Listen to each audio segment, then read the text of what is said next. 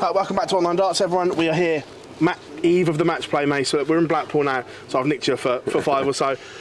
It's now here. It's exciting, isn't it? Yeah, it's this and the Worlds are the two events. Listen, I love all the tournaments, but this and the Worlds are two special events for me, and two that I really look forward to. The most wide open match play we've seen. Normally, you can make a case for 2 or 3. This year, it's like stacked. Yeah, I think the fact that 14 Players Championships, 14 different winners, that sort of backs up what you're saying there. It's tough to. You've got your obvious contenders, I think, in Luke Humphries. Luke Littler, his form looked a little bit indifferent. He's had an operation, of course, on his feet. Not sure how much work he's been able to put in. If he's been able to put the graft in, then yeah, he's certainly on the shortlist as well. I think Aspinall, despite all of his dramas and injuries and woes, he's a proud champion, and he will come here and give it absolutely everything to try and defend his title. Yeah, look, we'll start with number 1 seed Luke Humphries. He's got a favourable first round tie, but in a tough little quarter, he plays the winner potentially of Stephen Bunting, Ryan Joyce, Johnny Clayton, Raymond van Barneveld, and Dimitri Vandenberg, Martin Schindler. That's a tough little quarter for the world champ. Yeah, he's gonna, as we always say, he's gonna have to dodge a few bullets en route, but when you look at the amount of titles he holds at the moment, the fact that he is the current world champion, he's a world #1, been playing some lovely stuff of late as well, looks relaxed. I know he's tried to have a bit of downtime, he's done a couple of exhibitions. I think he'll come in here really fresh. I think he will, although he will respect the prospects of potential clashes with those players you mentioned, I don't think they'll hold any fear for him right now. Is he the rightful favourite ahead of play? Yeah, I think so, yeah. Listen, his credentials and his resume right now speaks volumes, especially, like you say, there's so many different winners of different tournaments, but the big ones, he's the main man right now. And the World Cup, he put a statement out as well. I know it's a pairs event and Michael Smith was there to back him up as well, but in terms of his individual performance, he put a real statement out to everyone. Yeah, I think he showed maturity beyond his years. He very much sort of captained that side, despite, of course, Michael being a world champion himself and a multiple major winner. I wasn't sure whether they were going to gel, but my goodness, did they prove me wrong. And listen, no wonder the England football team's doing so well. They've probably been inspired by those two. Yeah, look, Section 2, Gerwyn Price plays Daryl Gurney. Josh Rock against Ross Smith. What a game that is. Nathan Aspinall against Luke Woodhouse. And Danny Noppert against James Wade. That's an intriguing little section 2. Yeah, and James has only won a couple of games here in the last 4 years, I think, and he's only just sort of scraped into the tournament, which is hard to think about when you look at his record here. Won it in 2007, nearly defended it in 2008, made another 2 finals a couple of years later, but yeah, is form and maybe desire, is it still the same? If any tournament for him is going to give him an emotional boost and a lift, it's potentially this one. But Danny Noppert, he's a dodgy player. There's no special effects with Danny. He's just all business, gets up there. Yeah, we know he's going to average 95, 96. He's going to be tough to beat. If you're not somewhere near at least your A game, he's going to put you in trouble. Gerwyn Price, were you surprised? Obviously, he pulled out the World Cup for health issues, but then plays the Pro Tour a couple of days later. It's a weird one where Gazzy is at the moment. Yeah, I think Gerwyn, he's his own man and does what he wants to do as and when he wants to do it, and I quite like that. I think it's refreshing. I think sometimes there's a little bit too much asked of the players, and I felt a little bit sorry for Johnny, but I actually thought him and Jim were going to go all right, actually, because I rate Jim Williams highly, and Johnny Clayton's form's been much better of late. It didn't quite work out for him, but I suppose if you're going to miss a tournament, I know people say, oh, it's for your country and everything. He's won it before, multiple times. Twice, yeah. So I suppose he felt that if he was a bit under the weather and didn't fancy it, if you're going to miss one, why not miss that one? Quarter 3, all eyes are on one game, and this is probably the most brutal first round game I've ever seen in my life. And for once, the players can't blame you for picking out balls like the UK. But Michael van Gerwen against Luke Littler in round 1 of the World Matchplay. And they made Littler favourite. I was going to say, this is the first time since 2012 well, 12 years. That Michael wasn't favourite going into a first round game at the Matchplay, and that was Simon Whitlock. The last time he wasn't favourite. Wow, and he won that one. Yeah. Yeah, interesting, but I suppose that's a reflection of where Michael's game is right now, which is Very up and down, very erratic. And he's just been on holiday, you know. And again, I know players, you know, there's a time to go away, and I'm not sure right before the match plays, especially where his game is right now, was good timing. But he knows more than we do. He's his own man. He knows what preparation he needs. For me, I'd like to have seen him literally maybe hooked up with another good player and basically took lumps at each other for a couple of weeks, building up into it. But I've said it, and I've been saying it for years. Now people are agreeing with me that closing of the hand is, when he's right, he gets it right. But I don't think I've ever seen him have averages in and around 90s as much as he is in the last 12 months. So it's 107 or, like you say, 90. There's nothing in between. There's no B game. And listen, his B game was his A game spoke for itself.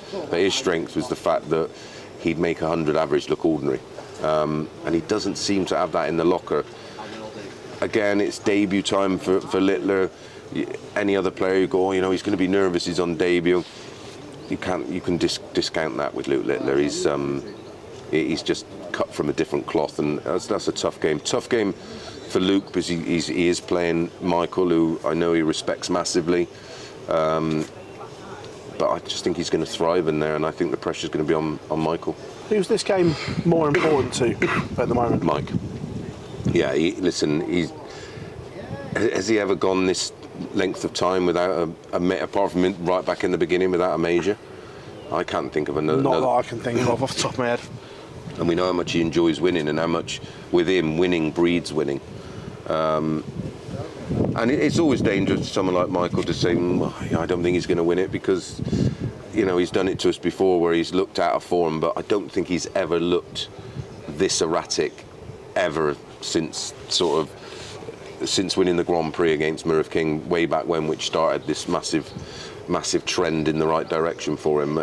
For me, I'd be worried, but like I said, listen, the guy's got more talent in his little finger than me, and he can sometimes have this ability just to turn it on, and he's going to have to against Littler, because despite Littler again having, like I said, a couple of operations and a bit of downtime, and in different couple of Players' Championship events where he averaged, one game he averaged 99 and then averaged 80 odd and then another 80 odd in another. So anybody else you think, is he going to have a bit of a wobble? But I think he'll come here ready. You say that obviously about Michael, knows it better than anyone, but if he loses first round here, are there then serious question marks? Because in terms of, he used to win big games for fun. Now he can't win a big game. No. He's getting edged out in lots and lots of them. I'm not sure if the desire is there anymore to put the graft in. Listen, I say it all the time in commentary. Hard work beats talent when talent don't work hard. And picking the times to go on these holidays, and listen, I know he loves spending time with his family, but that comes down to, again, desire and making sacrifices. Is he prepared to make those sacrifices anymore? Is it just a coincidence? Or is it? Listen, nothing lasts forever, does it? One thing you can't beat is time.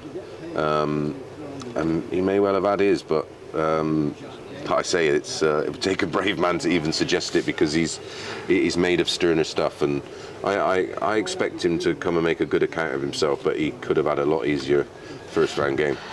Final section, Michael Smith is in there against Gary Anderson. Chris Dobey, Richie Headhouse, Rob Cross, Van Veen, Heta Searle. Yeah, another incredible. For me, that's the toughest little section out there. The Michael Smith and Gary Anderson, very much the prodigy, wasn't he? For a while, he was under the wing of Gary, but that's long since gone. That's a fascinating time. I'm really looking forward to that one, because at some point this great form of Gary has got to transfer over into a big title of some description. Ryan Joyce, another one who's just been showing signs of some great form. Ryan Searle is another one that you're expecting to make that next step up. Another exciting player to watch. Who else was in that section? Chris Dobey, Headhouse, Van Veen, Cross. Richie Headhouse is another one you got to be careful of. Rob Cross, he's one of the players of the year so far. He's been incredible in 2024 so far, and could have won a lot more than he has. But he'll be absolutely full of beans. Hello, doggy. Yeah, I'm looking for. I think Rob Cross. I think he could be and it sounds a former winner and a former world champion and European champion and World Series winner and European Tour winner, but he could be the one that everybody might be forgetting about, and he could pull it off this week. After the World Cup, I was kind of hoping that Peter Wright and Michael Smith would have been in the same quarter. Yeah, yeah, that got a bit tasty, didn't it? Out of nowhere as well. Very clever from Michael Smith. We had Michael Smith in the pub the other week, and was he still laughing about it? Yeah, we were having a right joke about it. Yeah, when you're in the form Peter Wright's in, you don't pick on players like Michael Smith, because he just it was one of those mic drop moments. I loved every minute of it, I'm not going to lie. Yeah, if you've not seen it, have a look on the channel, it's on there. Again though, there's been signs with Pete, but for some reason he's getting himself involved. He had that whole spat with me, which was absolutely ridiculous, and I don't know what angle he was coming from or what he didn't understand about what I said, but we said what was going to happen, and it did. And it did. It's nothing personal. We're asked to have an educated opinion and an opinion based on numbers, knowledge, and experience, and that's what we try to do. It's certainly, I don't have an agenda against any player, or I don't wish bad on any player at all. I'd love to see Peter. Listen, an on-song Peter Wright is just beautiful to watch. He's in my top 10 of all time. But he's another one that's just struggling to try and recapture that form right now. Right, before we let you go, Mace, I'm going to give you all the first round tyres. I want to see where your 50 pence would go, and then finalists. So, Luke Humphries, Ricardo Pietreczky. Humphries. Stephen Bunting, Ryan Joyce. Bunting. Clayton Barney. Their seasonal numbers are almost identical. Clayton. Vandenberg, Schindler. That could be a bit of an upset, that one, Schindler. Price, Gurney. Price. That will be tight, though. Yeah. Ross Smith, Josh Rock. What a draw that is. Josh Rock. Nathan Aspinall, Luke Woodhouse. Aspinall. Although I love Woodhouse. Noppy Wade. Noppy. MVG Littler. Littler. Cullen Dolan. Dolan. Chisnell Ratajski. Chizzy. Wright Gilding. I think Wright's beaten the last couple of times he's played him, hasn't he? Right. Anderson Bully Boy. Oh,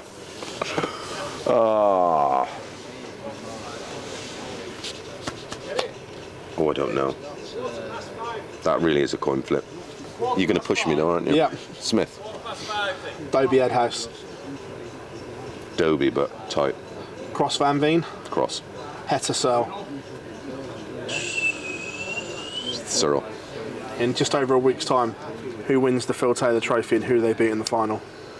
Luke Humphries beats Rob Cross.